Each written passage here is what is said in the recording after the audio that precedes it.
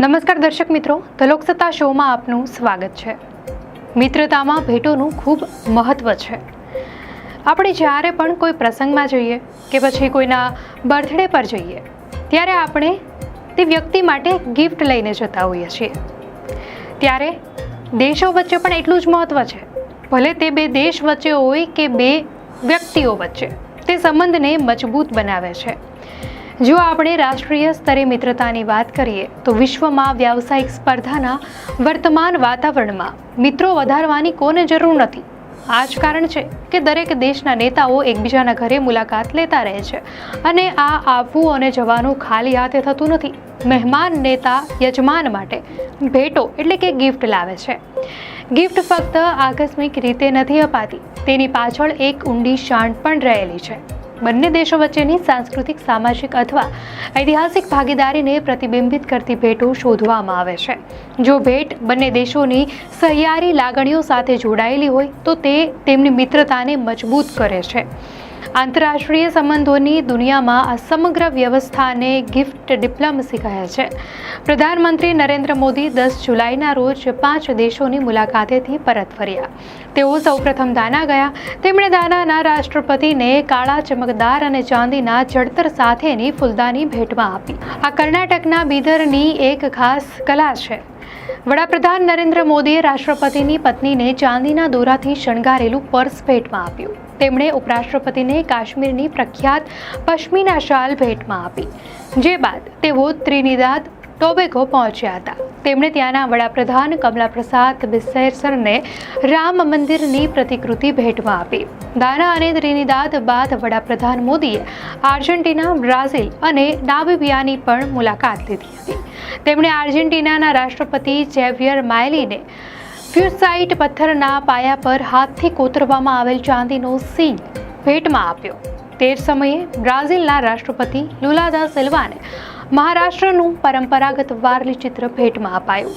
આ બધું જોઈને સામાન્ય છે કે મનમાં એક પ્રશ્ન ઉઠે કે પીએમ મોદી પોતાની સાથે જે ભેટો લઈ જાય છે તેને કોણ ખરીદે છે, કોને શું અને ક્યાં આપવું તે કોણ નક્કી કરે છે, અને આ બધા માટે પૈસા ક્યાંથી આવે છે? તો તમે જોયું હશે કે પીએમ મોદીની ભેટોમાં ઘણીવાર ભારતીય હસ્તકલા અને કલા સંબંધિત વસ્તુઓ હોય છે, જેમાં ભારતના પરંપરાગત ઇતિહાસ સાથે સંબંધિત ચિહ્નો અને સંદેશાઓ પણ હોય છે। અધિકારીઓની એક ટીમ તે પસંદ કરવા માટે કામ કરે છે। વિદેશ મંત્રાલયનો પ્રોટોકોલ વિભાગ કઈ ભેટ ક્યાંથી ખરીદવામાં આવશે અને કયા દેશમાં મોકલવામાં આવશે તેની વ્યવસ્થા કરે છે।